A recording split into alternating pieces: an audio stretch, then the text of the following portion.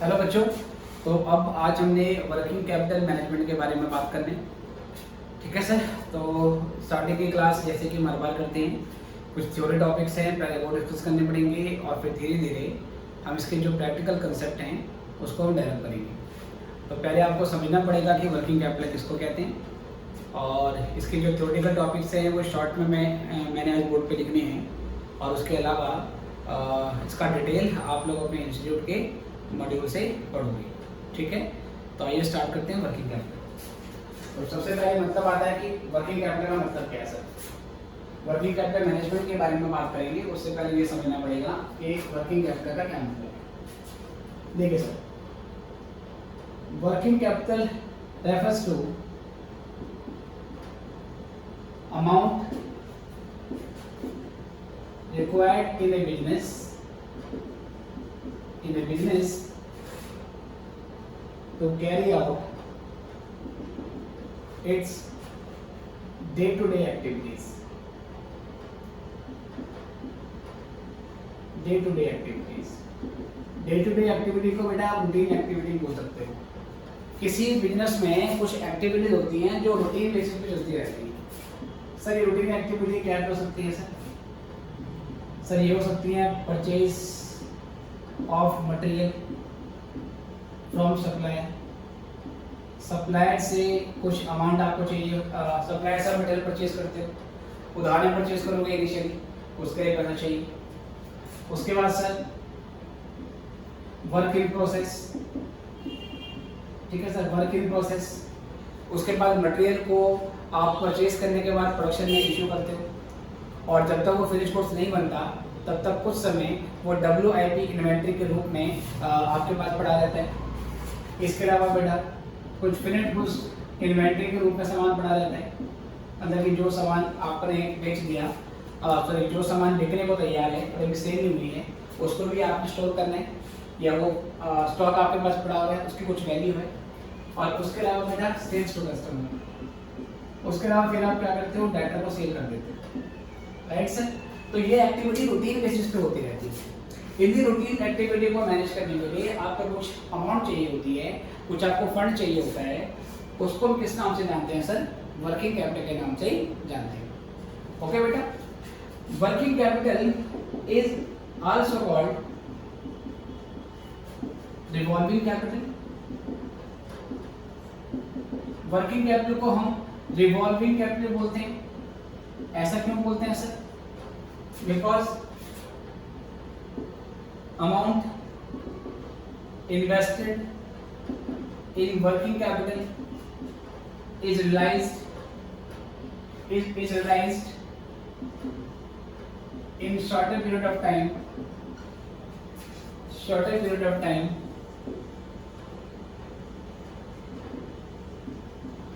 and then again it is invested, then again it is invested to recover again, and this goes on repeatedly again and again. This goes again repeatedly again and again. ठीक है बेटी, इसमें again and again बहुत बार आ गया। और तो मैं कहने का ये मतलब जा रहा हूँ कि वर्किंग कैपिटल को आप रिवॉल्विंग कैपिटल भी बोलते हैं। क्यों सर? आप पहले कुछ फंड लाते हो मटेरियल को परचेज करने के लिए, फिर वो उसके ऊपर से कुछ प्रोसेस होता है, लाइक लेबर काम करेगा, उसके ऊपर कुछ ओवरहेड इनकम होगी, WIP की प्रोसेस के दौरान कुछ पैसे खर्च होते हैं। उसके बाद वो फिनिश गुड्स बन जाएगा, बिकने से पहले कुछ समय तक आपके पास रहेगा, उसमें भी पैसे खर्च होते हैं। फिर आप डेटर को सेल कर देते हो, और सेल करने के बाद भी रिकवरी बहुत बाद में होती है, रिकवरी कुछ समय के बाद होती है। ये सारी प्रोसेस में पैसा खर्चा करती है। लेकिन जैसे ही डेटर से कैश रिलाइज हो गया तो आपके ये सारे खर्चे रिकवर हो जाते हैं, क्योंकि अल्टीमेटली आपका जो सेल प्राइस होगा उसमें सारे खर्चे शामिल होंगे। राइट। तो ये सारी चीज़ें रिकवर हो जाएंगी, आपके पास फंड आ जाता है। आप दोबारा से क्या करते हो सर? फंड में से प्रॉफिट अलग रख के, या हो सकता है प्रॉफिट के साथ टोटल अमाउंट को, ज़्यादा अमाउंट का मटेरियल आप परचेज करते हो, फिर से सेल प्रोसेस चलती है, WIP इन्वेंट्री फिर सेल होती है, फिर से पैसा रिकवर हो जाता है। तो ये प्रोसेस बार बार चलता रहता है। इसलिए वर्किंग कैपिटल को हम रिवॉल्विंग कैपिटल भी बोलते हैं। कैपिटल बजटिंग में ऐसा नहीं होता था। कैपिटल बजटिंग में क्या होता है, अगर एक बार आपने सपोज 5 करोड़ की एक मशीनरी खरीदी, तो मशीन में जो 5 करोड़ रुपए है ना सर, जो 500 लाख रुपीस आपने इन्वेस्ट कर दिए, वो एकदम रिकवर नहीं होंगे। उस मशीन को आपने कई सालों तक यूज करना पड़ेगा, तब जाके आपका जो 500 लाख का अमाउंट था वो धीरे धीरे आपको रिकवर होगा। तो कैपिटल बजटिंग में हैवी अमाउंट इन्वॉल्व होती है और अमाउंट को रिकवर करने में कई साल लग जाते हैं, बट इसमें ऐसा सर नहीं होता है। वर्किंग कैपिटल में शॉर्टर ड्यूरेशन होता है, इसका जो फ्यूचर कैश फ्लो आपको मिलने वाला है कुछ ही महीने के अंदर, उसको डिस्काउंट करने की भी जरूरत नहीं होती है। बट कैपिटल बजटिंग में क्या होता है सर, क्योंकि फ्यूचर पीरियड बहुत बड़ा होता है, तो वहाँ पर हम बेसिकली जो फ्यूचर कैश फ्लो होते हैं उसको प्रेजेंट वैल्यू में कन्वर्ट करना पड़ता है, या हमने ये सीखा है कि उसको हमने डिस्काउंट करना पड़ता है। ठीक है सर, तो वर्किंग कैपिटल को हम रिवॉल्विंग कैपिटल बोलते हैं। उसके बाद प्यारे बच्चों, अगर मैं वर्किंग कैपिटल के बारे में बात करूं तो वर्किंग कैपिटल को 2 मायनों में समझा जा सकता है। एक होती है ग्रॉस वर्किंग कैपिटल और एक होती है नेट वर्किंग कैपिटल। जब मैं ग्रॉस वर्किंग कैपिटल बोलूंगा तो ग्रॉस वर्किंग कैपिटल का मतलब होता है करंट असेट्स ओनली, कि मैं सिर्फ और सिर्फ करंट असेट्स के बारे में बात कर रहा हूँ। और जब मैं नेट वर्किंग कैपिटल के बारे में बात करूंगा तो ये होता है current assets minus current liability. तो ग्रॉस वर्किंग कैपिटल का मतलब होता है केवल और केवल करंट असेट्स। बेटे करंट असेट्स क्या होती हैं, ये आपने अकाउंट्स में पढ़ा है। इसमें आता है कैश इन हैंड, इसमें आता है कैश इन बैंक, और बाकी वो असेट्स जो 1 साल के अंदर अंदर या ऑपरेटिंग साइकिल के अंदर अंदर हम कैश में रिकवर कर सकते हैं। इसमें डेटर आ सकता है, इन्वेंट्री आ सकती है, प्रीपेड एक्सपेंसेस आ सकते हैं, एक्टिव इनकम आ सकती है। ऐसी असेट जिसकी इकोनॉमिक लाइफ 1 साल से ज़्यादा नहीं होती, उसको बोलते हैं करंट असेट्स। तो यहाँ पर जो ग्रॉस वर्किंग कैपिटल है, ये हमें करंट असेट्स का क्वांटम बताता है। क्वांटम का मतलब होता है टोटल कितनी हमारे पास करंट असेट्स है, तो टोटल करंट असेट्स को ही ग्रॉस वर्किंग कैपिटल बोलेंगे। और जब हम कहते हैं नेट वर्किंग कैपिटल, नेट का मतलब होता है डिफरेंस, कुछ रिड्यूस हुआ है इसमें से, है ना। तो बेटा क्या करेंगे, current assets minus current liability. अगर मैं करंट असेट्स में से करंट लायबिलिटी को माइनस कर देता हूँ तो डिफरेंस आएगा, उसको नेट वर्किंग कैपिटल बोलते हैं। करंट लायबिलिटी अगेन ऐसी लायबिलिटी होती है जो विदिन 1 साल के अंदर, विदिन 1 ईयर के अंदर आपको रिपे करनी है। इसमें creditors, bills payable, outstanding expenses, short term loans जो कि 1 साल में मैच्योर होने वाले हैं, वो आपके इसमें खुल जाते हैं। तो जहां एक और ग्रॉस वर्किंग कैपिटल आपको वर्किंग कैपिटल का क्वांटम बताती है, नेट वर्किंग कैपिटल एक क्वालिटेटिव कंसेप्ट है जो कि ये बताता है कि क्या आपकी करंट असेट्स आपकी करंट लायबिलिटी को रिपे करने के लिए सफिशिएंट है या नहीं। अगर ये डिफरेंस पॉजिटिव आता है, पॉजिटिव आने का मतलब है करंट असेट्स ज्यादा है, करंट लायबिलिटी कम है, तो आपकी करंट असेट सफिशिएंट है करंट लायबिलिटी को रिपे करने के लिए। अगर ये डिफरेंस नेगेटिव आता है तो इसका ये मतलब है कि करंट असेट्स करंट लायबिलिटी की पेमेंट करने के लिए सफिशिएंट नहीं है। और जब नेट वर्किंग कैपिटल नेगेटिव आएगी तो उसका ये मतलब होगा कि अपनी करंट लायबिलिटी को रिपे करने के लिए अब आपको long term capital, fix capital का यूटिलाइजेशन करना पड़ेगा, क्योंकि करंट असेट से तो ये पूरी पेमेंट नहीं हो पाई, तो अब आपको अपने वो अमाउंट यूज करनी पड़ेगी जो आपने लॉन्ग टर्म कैपिटल के लिए यूटिलाइज करी थी, लॉन्ग टर्म कैपिटल के लिए रेज करी थी। जो शेयर्स के थ्रू या डिबेंचर्स के थ्रू आपने पैसा रेज किया था, अब आपने उस पैसे को यहाँ करंट लायबिलिटी की रिपेमेंट करने के लिए लगाना पड़ेगा, क्योंकि करंट असेट्स अगेन आपकी सफिशिएंट नहीं है करंट लायबिलिटी की पेमेंट करने के लिए। ठीक है बेटा। उसके अलावा हमारी जो वर्किंग कैपिटल की नीड्स होती हैं, वर्किंग कैपिटल की नीड्स को 2 भागों में बांट सकते हैं। एक होती है परमानेंट वर्किंग कैपिटल और एक होती है आपकी टेम्परेरी वर्किंग कैपिटल। 2 भागों में बांट सकते हैं इसे। एक होती है परमानेंट वर्किंग कैपिटल, दूसरी क्या होती है sir, temporary working capital. Permanent working capital वो वर्किंग कैपिटल है जो कि बिजनेस में आपको कंपल्सरी बेसिस पे चाहिए। ठीक है सर। परमानेंट वर्किंग कैपिटल वो वर्किंग कैपिटल है, इसकी थोड़ा मैं स्पेलिंग रीड कर लेता हूँ, थोड़ा ये क्लियर नहीं हो रहा। थोड़ा साफ लिखता हूँ। हाँ बेटा, परमानेंट वर्किंग कैपिटल वो वर्किंग कैपिटल होती है जो बिजनेस में कंपलसरी बेसिस पे चाहिए, जो कि लेवल ऑफ सेल्स के ऊपर, लेवल ऑफ एक्टिविटी के ऊपर डिपेंडेंट नहीं होती। आपके बिजनेस में कम एक्टिविटी चल रही है, ज़्यादा बेसिकली एक्टिविटी चल रही है, प्रोडक्शन कम हो रहा है, ज़्यादा हो रहा है, कोई फर्क नहीं पड़ता। आपको अपने बिजनेस में एक मिनिमम लेवल ऑफ कैश रखना पड़ता है। आपको अपने बिजनेस में एक मिनिमम लेवल ऑफ इन्वेंट्री हमेशा रखना ही पड़ता है। तो उसके लिए जो अमाउंट आपको चाहिए होगी बेटा, उसको बोलते हैं परमानेंट वर्किंग कैपिटल। ये permanent working capital seasonal fluctuation होने की वजह से चेंज नहीं हो सकती, और जैसे जैसे इन्फ्लेशन बढ़ता जाता है तो हर ईयर का परमानेंट वर्किंग कैपिटल का अमाउंट इंक्रीज हो सकता है। लाइक अगर आप 1980s में या 90s में परमानेंट वर्किंग कैपिटल एक बिजनेस में 10 लाख रुपए की होती थी, तो आज शायद 2020 में उसी बिजनेस में परमानेंट वर्किंग कैपिटल 20 करोड़ की भी हो सकती है, क्योंकि इन्फ्लेशन आने के साथ साथ उसमें चेंजेस आते रहते हैं। ठीक है सर? तो परमानेंट वर्किंग कैपिटल किसी साल के लिए वो वर्किंग कैपिटल है जो उस साल सेल्स एक्टिविटी में चेंज आने की वजह से अफेक्टेड नहीं होती, उस साल के लिए परमानेंट होती है। जबकि एक ईयर से दूसरे ईयर में जाने पे हमारी परमानेंट वर्किंग कैपिटल बढ़ भी सकती है। टेम्परेरी वर्किंग कैपिटल ऐसी वर्किंग कैपिटल है जो सीजनल फ्लक्चुएशन होने की वजह से अराइज होती है, या जो सेल्स एक्टिविटी के ऊपर डिपेंड करती है।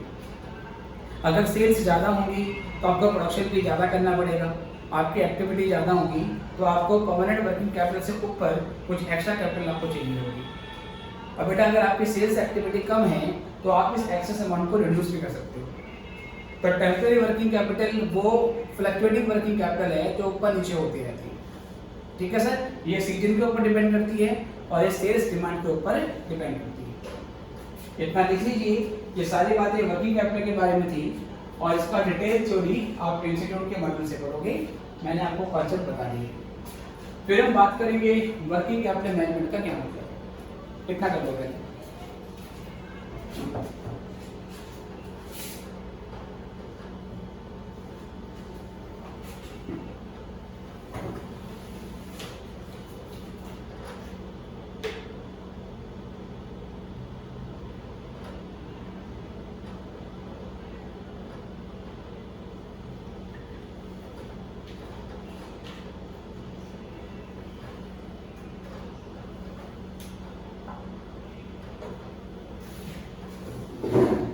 चलिए बच्चों, आप कभी भी इस वीडियो को पॉज करके इसको नोट कर सकते हैं। तो यहाँ से मैं आगे बढ़ता हूँ।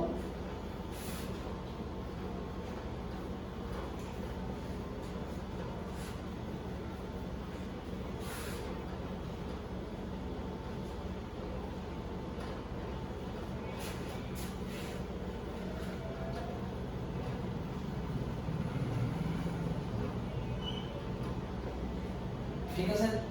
चलो अब यहाँ से मेन बात आती है वर्किंग कैपिटल मैनेजमेंट की। तो वर्किंग कैपिटल मैनेजमेंट शॉर्ट में कहते हैं WCM। Working capital management refers to management of working capital,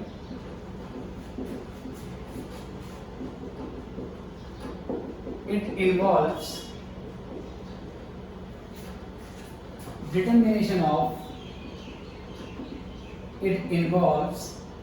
determination of optimum level of investment in working capital। आपको वर्किंग कैपिटल में ऑप्टिमम इन्वेस्टमेंट करनी है। ऑप्टिमम इन्वेस्टमेंट का क्या मतलब है sir? Optimum level of investment का क्या मतलब है? इसका ये मतलब है no shortage, no excess of working capital. Working capital की शॉर्टेज भी नहीं होनी चाहिए बेटा, और वर्किंग कैपिटल की एक्सेस भी नहीं होनी चाहिए। हमने बताया वर्किंग कैपिटल वो एक्टिविटी, वो अमाउंट होती है जो डे टू डे एक्टिविटी को स्मूथली ऑपरेट करने के लिए आपको चाहिए होती है। तो अगर वर्किंग कैपिटल की शॉर्टेज है तो इसका ये मतलब होगा कि बिजनेस की जो रूटीन एक्टिविटी है वो रूटीन एक्टिविटी स्मूथली ऑपरेट नहीं हो पाई है। Right sir.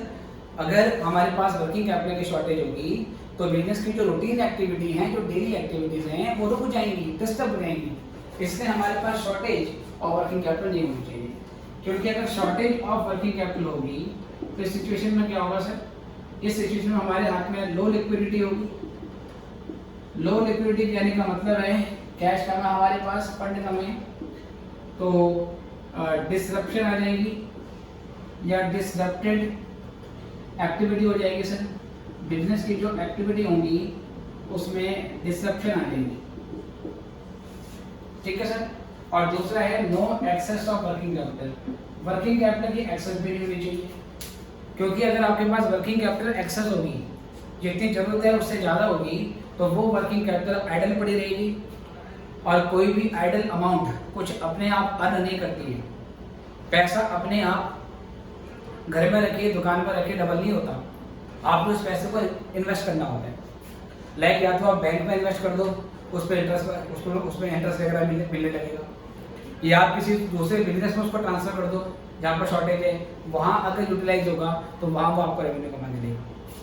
अगर आप ज़्यादा फंड अपने पास रख लेते हैं तो वो आइडल फंड आपको कुछ additional earnings, additional income generate नहीं करता है, और इस सिचुएशन में आपकी प्रॉफिटेबिलिटी के ऊपर फर्क पड़ता है, और कैश सरप्लस होने की वजह से उसका मिसमैनेजमेंट होने के चांसेस भी बढ़ जाते हैं। क्योंकि आपके जेब में अगर पैसे ज़्यादा होते हैं तो ह्यूमन नेचर ऐसा होता है कि वो उसका मिसयूज या गलत जगह उसका यूज कर सकता है, ठीक है बेटे। अगर बेटा एक्सेस होगी तो इस सिचुएशन में लो प्रॉफिटेबिलिटी हो जाएगी, ठीक है सर। प्रॉफिटेबिलिटी लो होने का क्या मतलब है? आप एक्स्ट्रा पैसे को इन्वेस्ट नहीं कर रहे हो, उस पर एडिशनल प्रॉफिट कमा सकते थे, वो आपको नहीं मिलेगा, तो प्रॉफिटेबिलिटी आपकी कम होगी। और क्या होगा बेटा उसके अलावा लॉस ऑफ रिटर्न हो जाएगा ऑन आइडल कैश। जो आइडल वर्किंग कैपिटल पड़ी हुई है सर, उस पर आपको रिटर्न नहीं मिलेगा। तो वर्किंग कैपिटल मैनेजमेंट का यही मतलब होता है कि वर्किंग कैपिटल के ऑप्टिमम लेवल को, एक अच्छे लेवल को डिसाइड करना, जिसमें ना तो वर्किंग कैपिटल की शॉर्टेज होनी चाहिए, ना वर्किंग कैपिटल की एक्सेस होनी चाहिए। अब किस बिजनेस में हमें कितनी वर्किंग कैपिटल चाहिए, ये कई सारे फैक्टर्स के ऊपर डिपेंड करते हैं, जिसमें से एक आता है आपका नेचर ऑफ बिजनेस, ठीक है सर। फॉर एग्जांपल एक ट्रेडिंग बिजनेस है और दूसरा एक मैन्युफैक्चरिंग बिजनेस है। ट्रेडिंग बिजनेस में क्या होता है सर? ट्रेडिंग बिजनेस में हम फिनिश गुड्स खरीदते हैं और जिस रूप में खरीदते हैं उसको ऐसे ही बेच देते हैं। जैसे दिवाली के टाइम में मैंने चांदनी चौक से कुछ पटाखे खरीदे और लक्ष्मी नगर में आके बेच दिए, एज इट इज, इसको ट्रेडिंग बोलेंगे।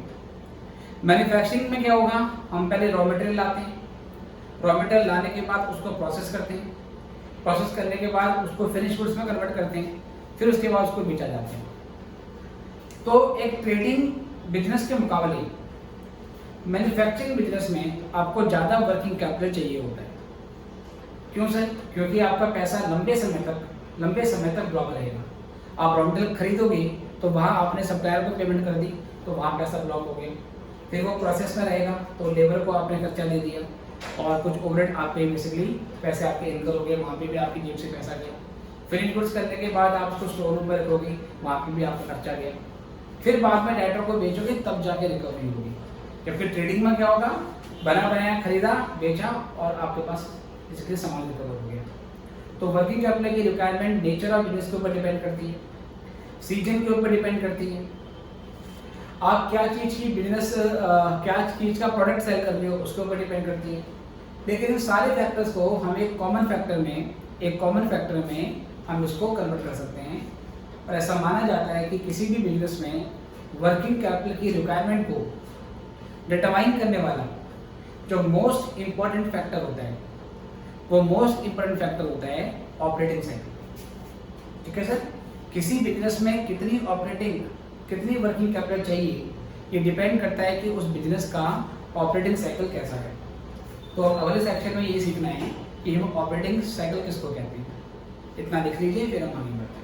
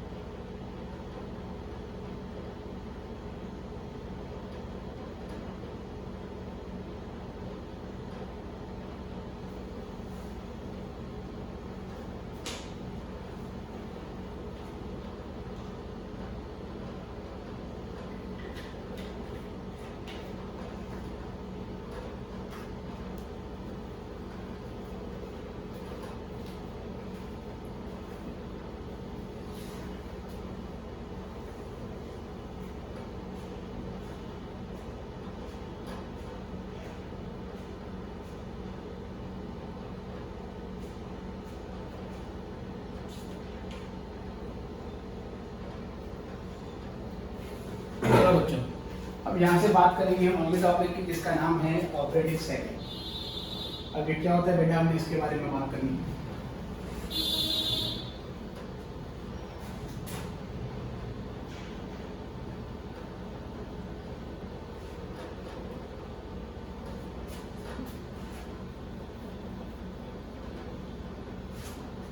चलिए जी,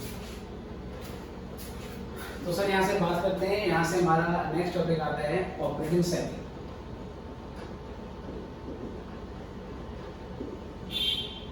देखिए, अब ऑपरेटिंग साइकिल का मतलब क्या होता है? The time gap starting from purchase of raw material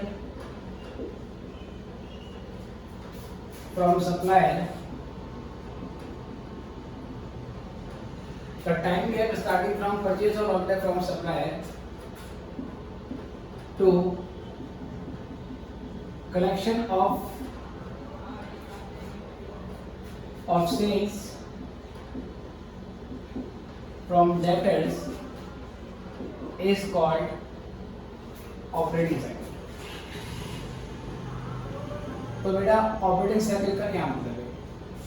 operating cycle का बेसिक मतलब है कि आपने यहाँ पर परचेज करी रॉ मटेरियल की, ठीक है सर, आपने रॉ मटेरियल की आज परचेज करी, ये आज परचेज करी है आपने। परचेज करने के बाद आप इसको प्रोसेस करोगे, ये WIP बनेगा, फिर ये फिनिश गुड्स बनेगा, फिर इसको बिकेंगे, बेचने के बाद डाटा से पैसा आएगा। तो आज आपने यहाँ पे रॉ मटेरियल खरीदा और यहाँ पर आज आपका कलेक्शन फ्रॉम डेटर हो गया। अल्टीमेटली यहाँ डेटर से आपके पास पैसे आ गए, ठीक है सर। तो इसमें टाइम गैप होगा। ये जो टाइम गैप है ना सर, इसी टाइम गैप को क्या बोलेंगे, मतलब कि यहाँ से लेकर यहाँ तक का जो टाइम गैप होगा, इसी टाइम गैप को बोला जाएगा ऑपरेटिंग साइकिल, या बोल सकते हैं ऑपरेटिंग साइकिल पीरियड, ठीक है सर। ये जो टाइम गैप होगा रॉ मटेरियल परचेज करने से लेकर डेटा से कलेक्शन तक, इस बीच में जो टाइम होता है इसको ऑपरेटिंग साइकिल बोलते हैं। ये ऑपरेटिंग साइकिल जितना लंबा होता जाएगा, आपको उतना ज्यादा अपनी पॉकेट से पैसे खर्चे करने पड़ेंगे, उतने ज्यादा समय तक आपको पैसे खर्च करने पड़ेंगे। फॉर एग्जाम्पल, यहाँ पर आपने रॉ मटेरियल जैसे कि परचेज किया, मान लीजिए कैश में खरीदा, ठीक है सर, तो उसमें पैसे गए आपकी जेब से। उसके बाद रॉ मटेरियल को खरीदने के बाद कुछ समय तक स्टोर पे रखोगे, तो उसका रेंटेज आएगा, स्टोर कीपर की सैलरी जाएगी, उसके लिए आपकी जेब से पैसे गए। फिर वो रॉ मटेरियल आप प्रोडक्शन में यूज करने के लिए भेजोगे, तो कुछ समय तक WIP रहेगा, तो वहाँ लेबर के खर्चे होंगे, वहाँ पे ओवरहेड लगेगा, और जॉब एक दिन में वैसे मतलब फिनिश तो होगी नहीं। फिर उस WIP को स्टोर करने के लिए अगेन आपको स्पेस चाहिए, खर्चा जाएगा। फिर वो फिनिश गुड बन जाएगा, फिनिश गुड बनने के बाद इमीडिएटली तो बिकेगा नहीं, फिर उसको स्टोर करने के लिए स्टोर का आपका खर्चा चाहिए। उसके बाद फिर सामान कस्टमर को बेच दोगे, एकदम तो रिकवरी होगी नहीं, कुछ समय तक डेटर के पास पैसा पड़ा रहेगा। इन सारी प्रोसेस में आपके फंड इन्वॉल्व होते हैं, और जितना फंड यहाँ पे इन्वॉल्व होगा वो डिपेंड करता है ऑपरेटिंग साइकिल पीरियड की लेंथ के ऊपर। ये लेंथ जितनी ज़्यादा होगी उतनी ज़्यादा वर्किंग कैपिटल आपको चाहिए, और जितनी कम ये लेंथ होगी बेटा उतना कम आपको वर्किंग कैपिटल चाहिए, ठीक है सर। तो बोल सकते हैं amount required for working capital depends upon amount required for working capital depends on length of operating cycle period। ये ऑपरेटिंग साइकिल पीरियड की लेंथ के ऊपर डिपेंड करती है, ठीक है सर। मेन मुद्दा क्या है, higher the length of operating cycle, operating cycle की जितनी लेंथ होगी sir, higher would be the amount of working capital, higher would be the amount of working capital। Working capital की जो अमाउंट होगी बेटा, वो अमाउंट भी उतनी ज्यादा हाई हो जाएगी, ठीक है। इसको नोट कर लीजिए, फिर हम आगे बढ़ेंगे।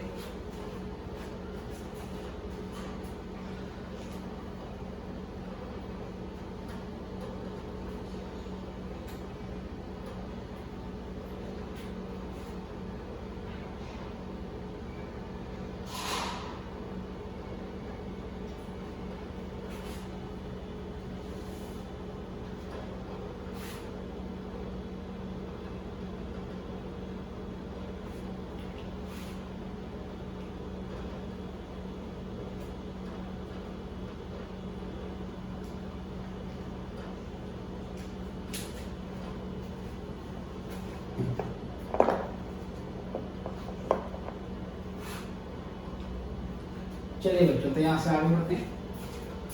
तो मैंने बताया कि टाइम गैप होगा सामान परचेज करने से लेकर डाटा से कलेक्शन होने तक, और टाइम गैप को ही हम ऑपरेटिंग साइकिल के नाम से जानते हैं।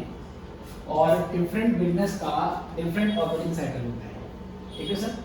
ये जो आपको मैंने ऑपरेटिंग साइकिल बताया, ये एक मैन्युफैक्चरिंग बिजनेस का है, जो कि रॉ मटेरियल खरीदने के बाद उसको वर्क इन प्रोग्रेस करता है, फिर फिनिश इन्वेंटरी करता है, फिर बेच देता है।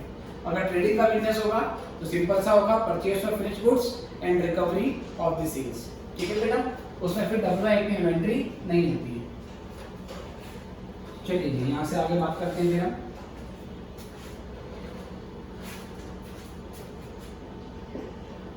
इन ए manufacturing business,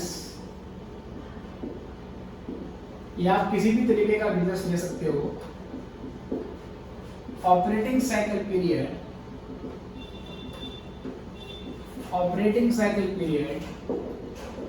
is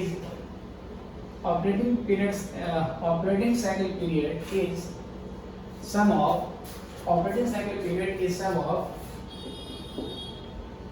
inventory conversion period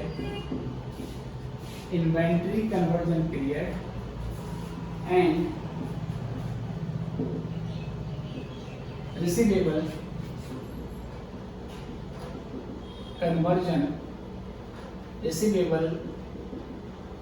conversion period, ठीक है बेटा। रिसीवेबल कन्वर्जन पीरियड, ठीक है। तो मैंने यहाँ से बोला आपका ग्रॉस ऑपरेटिंग साइकिल पीरियड, जब तक नेट ना बोला हो तो आप उसको ग्रॉस ही मानोगे। जो ग्रॉस ऑपरेटिंग साइकिल पीरियड होगा, ये ग्रॉस ऑपरेटिंग साइकिल पीरियड दो चीजों का समझ आता है। ये एक होता है आपका इन्वेंटरी कन्वर्जन पीरियड, इसको शॉर्ट में हम ICP बोल सकते हैं। और एक हो जाता है बेटा रिसीवेबल कन्वर्जन पीरियड, जिसको आप RCP बोल सकते हैं।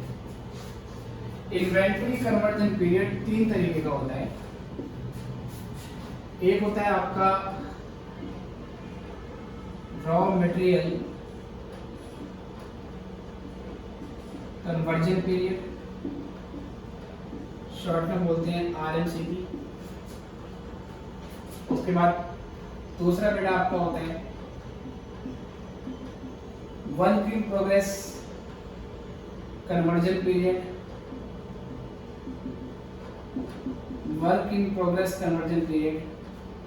और तीसरा होता है बेटा आपका इसमें फिनिश गुड्स कन्वर्जन पीरियड, ठीक है sir. Raw material conversion period क्या है? आप रॉ मटेरियल को परचेज करते हो, क्या परचेज होते ही इमीडिएटली वो प्रोडक्शन में इशू हो जाता है? नहीं सर, परचेज करने के बाद कुछ समय तक स्टोर में पड़ा रहेगा, और फिर जब उसकी बारी आएगी तो प्रोडक्शन में इशू हो जाएगा, है ना। तो कितने समय तक, कितने दिन तक रॉ मटेरियल स्टोर रूम में पड़ा रहता है प्रोडक्शन में इशू होने से पहले? उसको बोलते हैं raw material conversion period. Raw material converge हो रहा है, रॉ मटेरियल इशू हो रहा है WIP के लिए, प्रोसेस के लिए, तो जितना समय लेगा उसको रॉ मटेरियल कन्वर्जन पीरियड बोलते हैं, ठीक है सर। रेफर्स टू, क्या बोल सकते हैं, ये क्या है sir? That period for which raw material remains in store before it is used, before it is issued for use in production, या it is issued for production, ऐसे बोल सकते हैं। तो सर जब तक रॉ मटेरियल परचेज करने के बाद, मेरा मतलब ये है कि हमने परचेज ऑफ रॉ मटेरियल करी, यहां करी, ठीक है सर, यहां करी, और सर अब ये क्या हो गया, इशूड हो गया सर, प्रोडक्शन में इशू हो गया, ठीक है सर, यहाँ इशू हो गया, ये इतना गैप होगा इसमें, राइट। आज हमने खरीदा और इतने दिन के बाद फिर तो प्रोडक्शन में इशू हो गया, तो इतना जो टाइम गैप होगा उसको बोलेंगे raw material conversion period. Clear okay sir? चलो जी दूसरी बात करते हैं उसके बाद। अगला है WIP कन्वर्जन पीरियड। जैसे ही रॉ मटेरियल हम प्रोडक्शन में इशू करते हैं वो WIP बन जाता है। क्या प्रोडक्शन में इशू होते ही वो इमीडिएटली फिनिश गुड में कन्वर्ट हो जाता है? नहीं सर, रॉ मटेरियल WIP में आने के बाद फिनिश गुड्स बनने में कुछ समय लेता है, उसमें जो टाइम लगेगा उसको बोलेंगे WIP कन्वर्जन पीरियड। WIP का कन्वर्जन किस में होगा? फिनिश गुड्स में। तो WIP फिनिश गुड में कन्वर्ट होने के लिए कितना समय लेता है? रॉ मटेरियल WIP बनने के लिए कितना समय लेता है? वो रॉ मटेरियल कन्वर्जन पीरियड है। रॉ मटेरियल कितना समय लेगा प्रोडक्शन में इशू होने के लिए, रॉ मटेरियल कितना समय लेगा WIP में जाने के लिए, वो रॉ मटेरियल कन्वर्जन पीरियड है। और एक बार रॉ मटेरियल WIP में आ गया, अब वो फिनिश गुड्स में कन्वर्ट होने के लिए कितने दिन लेगा, उसको बोलेंगे WIP कन्वर्जन पीरियड। तो ये क्या है सर? दैट पीरियड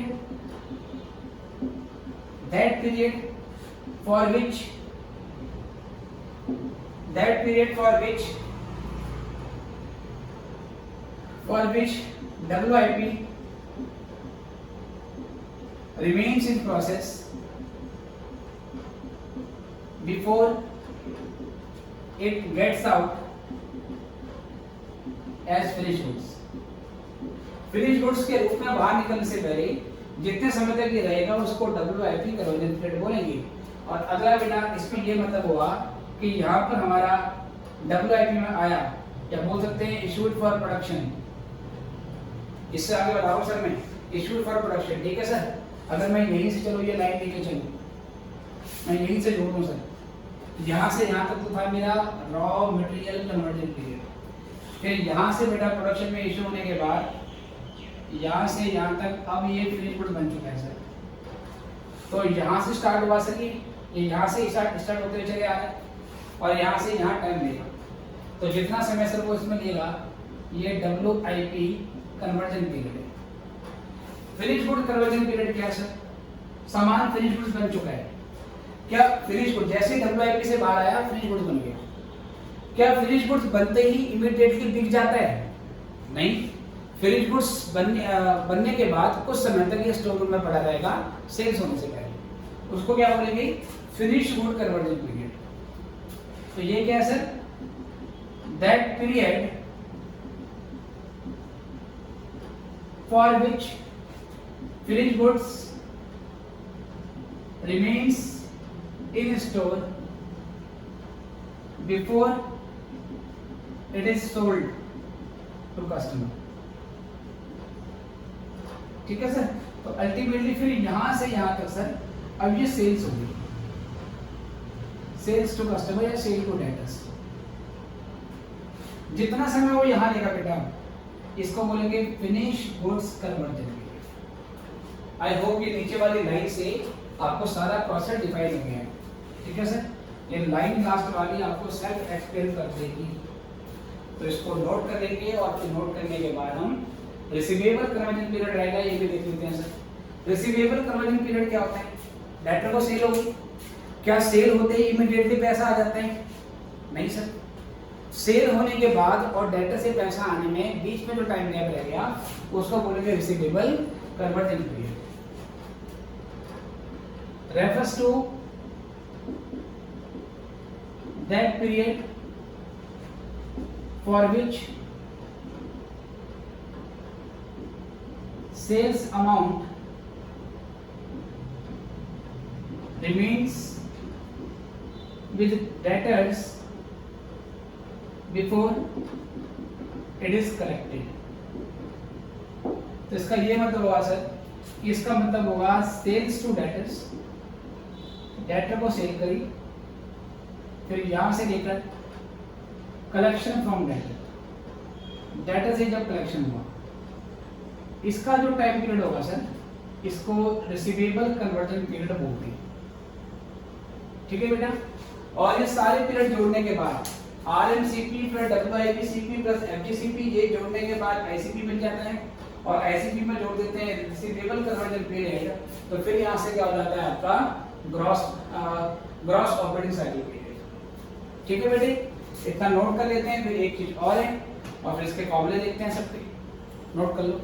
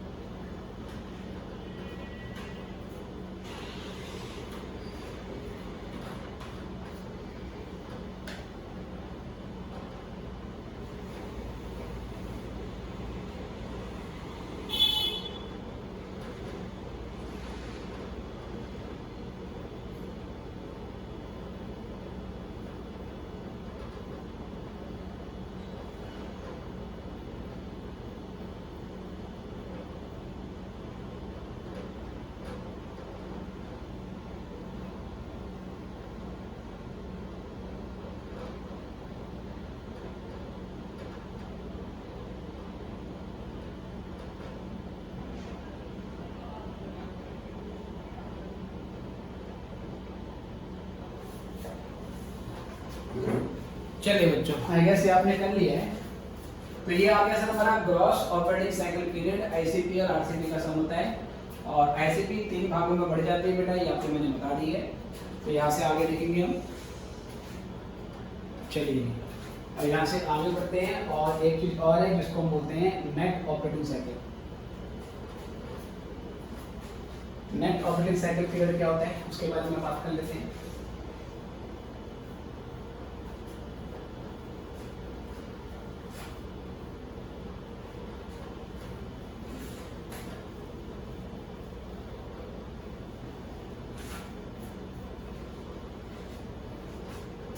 चलिए, तो अब यहाँ से आता है फिर हमारा नेक्स्ट टॉपिक जो कि है नेट ऑपरेटिंग साइकिल पीरियड। ठीक है sir, net operating cycle period क्या होता है सर? इसके लिए पहले आप निकालते हो gross operating cycle period minus deferral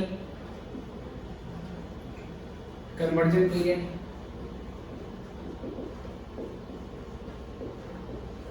या बोल सकते हैं क्रेटस कन्वर्जन पीरियड। बेटा ग्रॉस ऑपरेटिंग साइकिल पीरियड क्या था ये तो भी आपको मैंने बताया, लेकिन हम जो स्टार्टिंग में मटेरियल की परचेज करते थे उस वक्त मैंने ये माना था कि हमने रॉ मटेरियल की परचेज करी और सप्लायर को इमीडिएटली कैश दे दिया। बट कभी कभार ऐसा होता नहीं है। हो सकता है कि हम मटेरियल सप्लायर से उधार में परचेज करके ला रहे हैं, तो सिचुएशन में आपको इमीडिएटली पेमेंट करने की जरूरत नहीं होती है। लाइक आज अगर 5 लाख की परचेज करी है मटेरियल की, तो आज ही 5 लाख रुपए आपको इमीडिएटली नहीं देने पड़ेंगे। हो सकता है कि आपका क्रेडिटर्स भी आपको पेमेंट करने के लिए कुछ समय दे दे, और जितने टाइम आपको वो अलाउ कर देगा उतने दिन के लिए आपका कैश एक्सपेंडिचर डिले हो जाएगा। राइट सर, तो वो आपकी सेविंग्स होती है। उस सिचुएशन में आपको कम वर्किंग कैपिटल चाहिए होगी अगर आपका सप्लायर आपको क्रेडिट पीरियड अलाउ करता है पेमेंट करने के लिए। तो अगर हम ग्रॉस ऑपरेटिंग साइकिल पीरियड में से माइनस कर देते हैं डेफरल कन्वर्जन पीरियड, मतलब क्रेडिटर्स ने कितना टाइम दिया आपको पेमेंट करने के लिए, तो वो क्या बन जाएगा आपका net operating cycle period. Okay sir, तो ये क्या चीज होती है? That period for which purchase amount of raw material remains outstanding, ठीक है, before payment is made to creditors। Payment is made to creditors. तो पेमेंट को सर हम पेमेंट टू क्रेडिटर्स को पेमेंट करने से पहले जितने समय तक हमारी परचेज अमाउंट आउटस्टैंडिंग रहेगी उसको बोला जाएगा डेफरल क्रेडिट पीरियड, या बोल सकते हैं डेफरल कन्वर्जन पीरियड। तो ये लेस करने के बाद आपका नेट ऑपरेटिंग साइकिल आ जाता है। ये भी लिख लीजिए बेटा, इसके बाद कुछ फॉर्मूले हैं वो हमने नहीं करने हैं, जल्दी करना है इसको।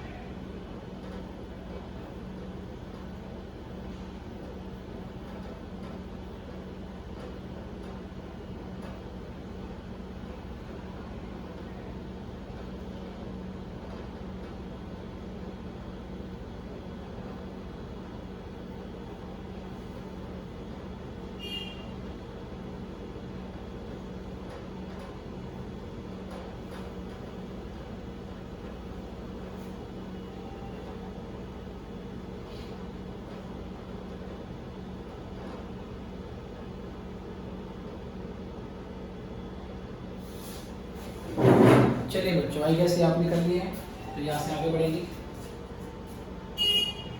अब कुछ फॉर्मूले हैं जो हमने ध्यान में रखने हैं।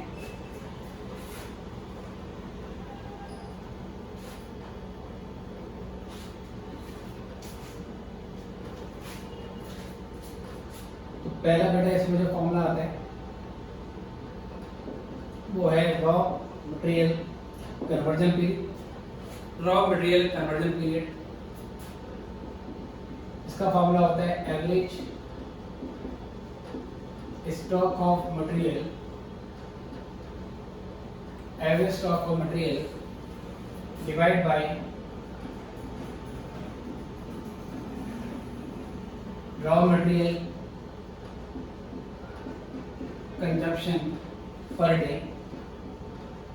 या तो बेटा ऐसे लिखते हैं या इसी फॉर्मूले को ऐसे लिखते हैं,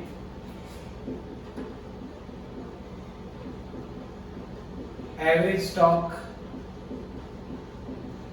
of material, average stock of material, और डिवाइड कर देंगे total consumption of raw material in an year multiply by 365। दोनों बेटा एक ही फॉर्मूले का ध्यान से देखना।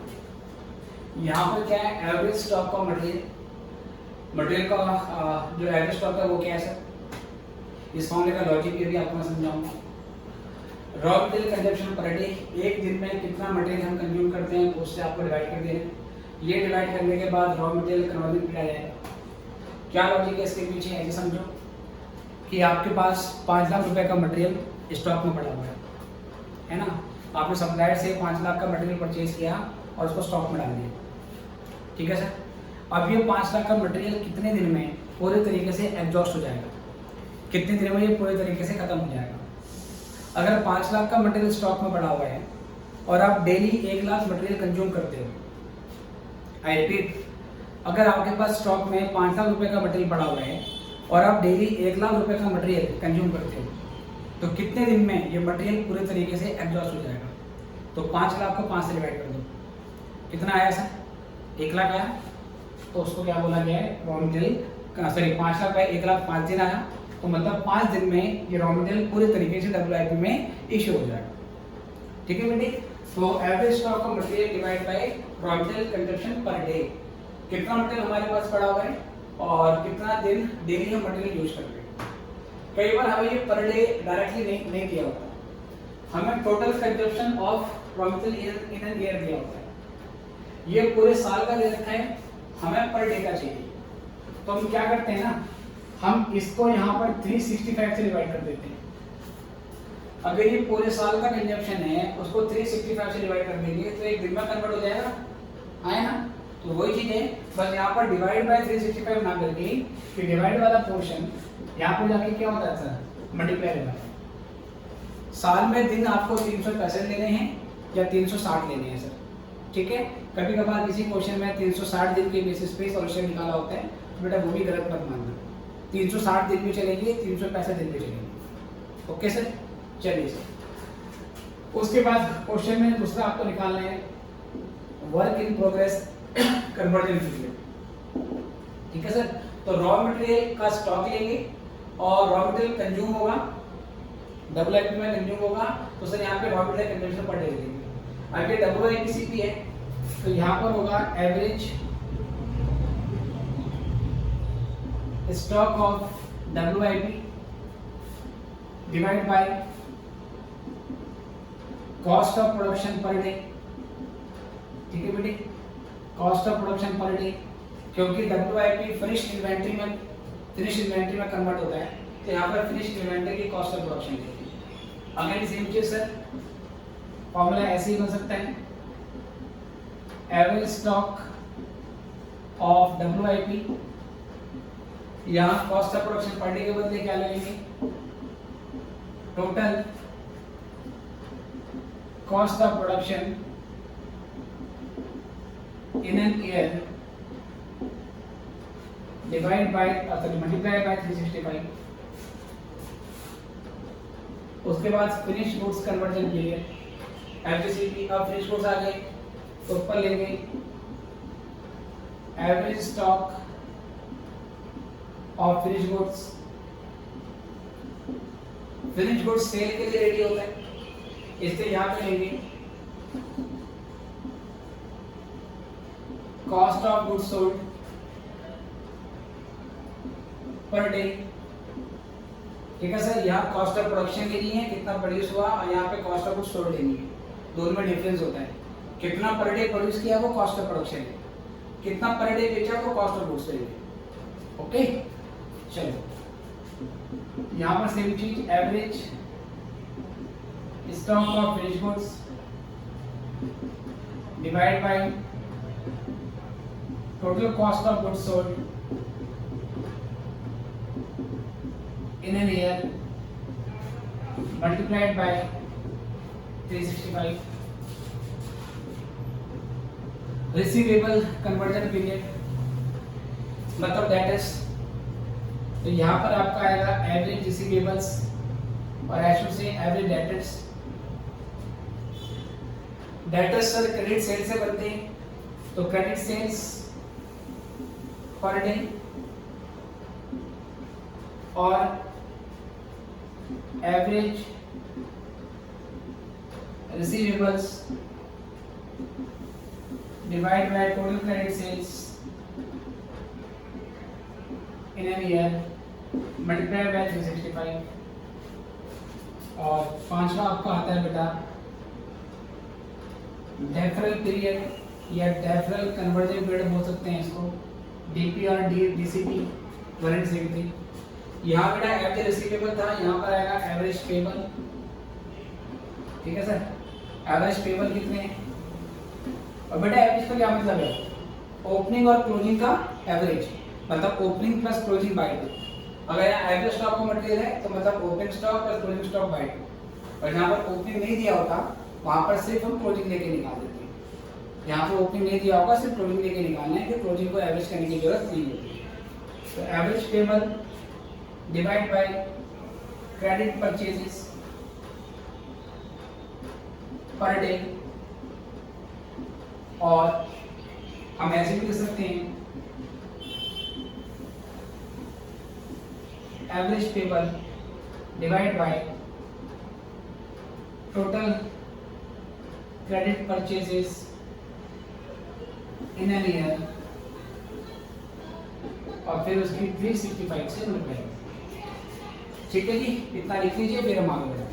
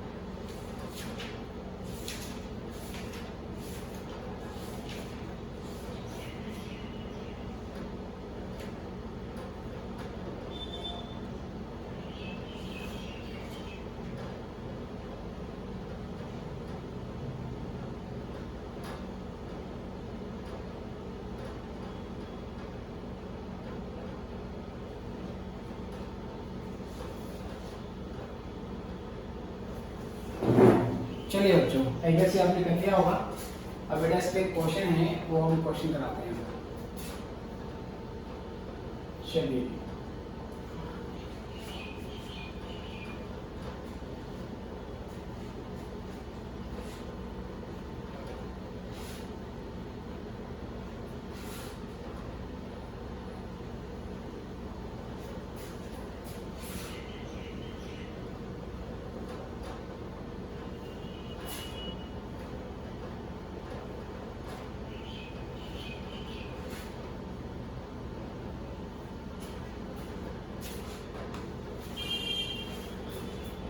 ये बच्चों देखिए, तो बात करेंगे इसमें हम वर्किंग क्या करेंगे। ठीक है सर, ये क्वेश्चन ले लेते हैं।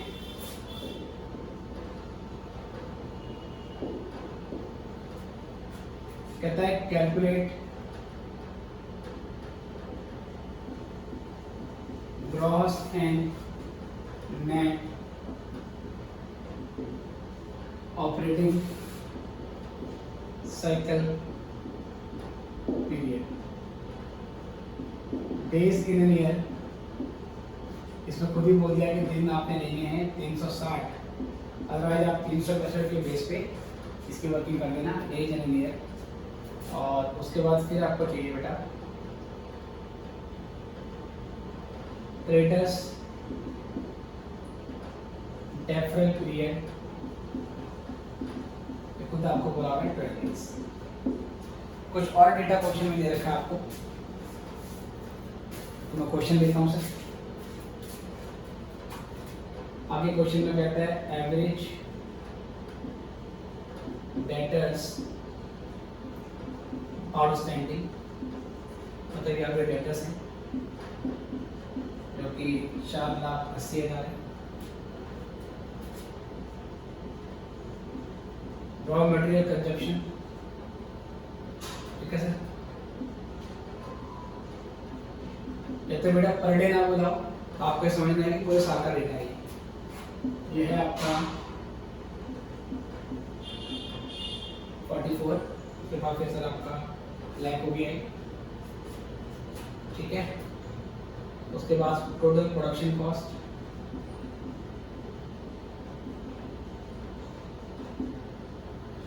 टोटल आपके लिए प्रोडक्शन कॉस्ट है।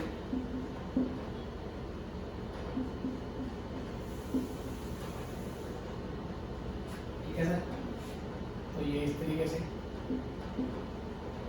अमाउंट ऑफ शेयर आती है। फिर total cost of goods sold,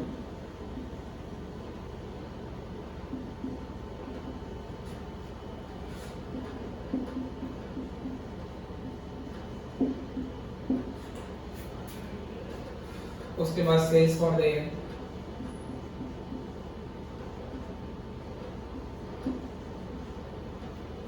sales for the year,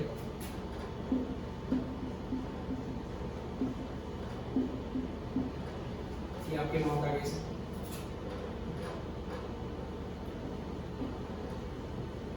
आगे रहता है average stock of raw material,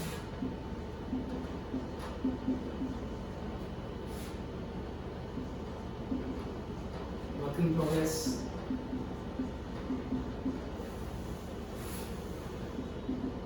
finish goods. ठीक है सर, ये क्वेश्चन। अब क्वेश्चन आपको ग्रॉस और नेट सारी चीजें निकालनी है। ठीक है, आप पहले क्वेश्चन लिख लीजिए, फिर मैं इसको सॉल्व करता हूँ फटाफट से।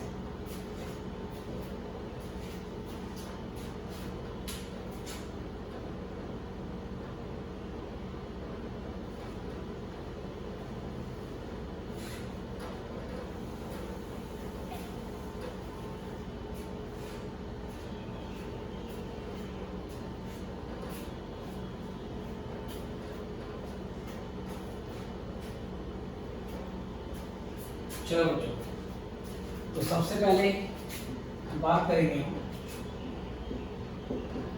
इससे मैं निकालूंगा रॉ मटेरियल कन्वर्जन पीरियड। ठीक है बेटे, रॉ मटेरियल कन्वर्जन पीरियड का मामला क्या होता है, उसमें पहले आप लेते हो average stock of raw material जो कि 3 लाख है। मैं सीधे फॉर्मूला लगा 3 लाख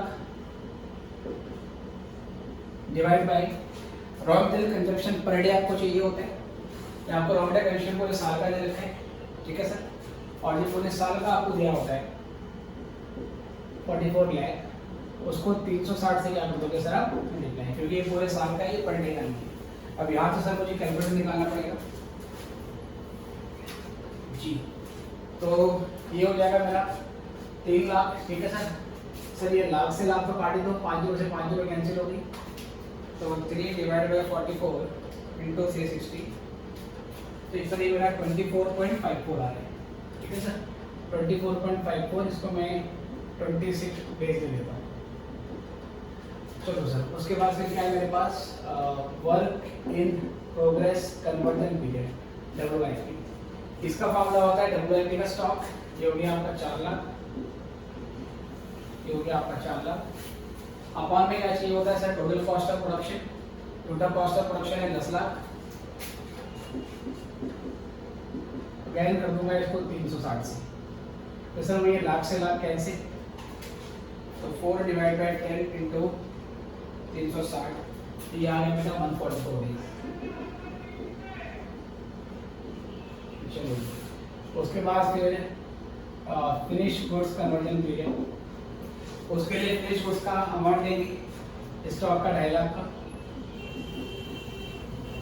और अपॉन में total cost of goods sold, ठीक है। ये आपकी कितनी होगी सर, 1 करोड़ 5 लाख हो गया ये आपका। लेकिन यहाँ के मतलब टोटल प्रोडक्शन ये आपका 10 लाख था, बेटा ये आपका 1 करोड़ था एक्चुअली है, लेट मी मेक करेक्शन। ये आपका 4 लाख है, और उसके बाद फिर ये टोटल कॉस्ट ऑफ प्रोडक्शन का 1 करोड़ है, ओके। तो ये 5 से 5 जगह कैंसिल होगी, और ये 4 लाख में सॉल्व जाएगा। बेटा 14.4 डेज आएगा, इसका अप्रॉक्सीमेटली मैं 14 डेज दे दूँ, ठीक है सर।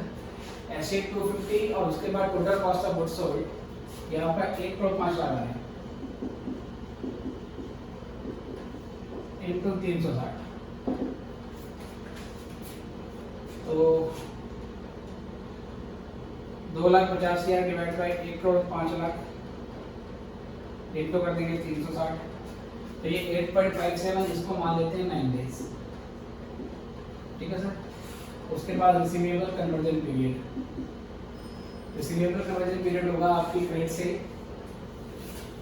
तो सर उसके लिए पहले लेंगे आप एवरेज डेटर। एवरेज डेटर आपकी है 40 की, ठीक है सर। क्रेडिट से बेटा क्वेश्चन का लिख रखी हो, तो जो आपकी टोटल सेल है, टोटल सेल है बेटा, उसी को मान लेंगे क्रेडिट से, तो 16 लाख, ठीक है सर। 4 लाख 80 को क्या लेंगे बेटा यहाँ पर 16 लाख, और इंटू कर देंगे 360 से सर, तो 4,80,000 डिवाइड बाय 16 इंटू 360, तो ये 108 दिन आ रही। लेट मी चेक अगेन, हमारे यहाँ की डेटा ऑप्शन 480, ठीक है। 4,80,000 डिवाइड बाय 16 लाख, 16 और इंटू 360, हाँ बेटा 108 दिन आ रहे हैं यहाँ पे, 108 डेज, ठीक है। और फिर उसके बाद डेफर पीरियड। डेफर पीरियड बेटा क्वेश्चन में पहले से गिवन है, इसके दिन क्वेश्चन में बोले हुए हमें कितने 12 दिन से। ये सब करने के बाद, ठीक है बेटा, ये हो गया हमारा। या करो चलो यहाँ से निकालो ग्रॉस ऑपरेटिंग साइकिल पीरियड।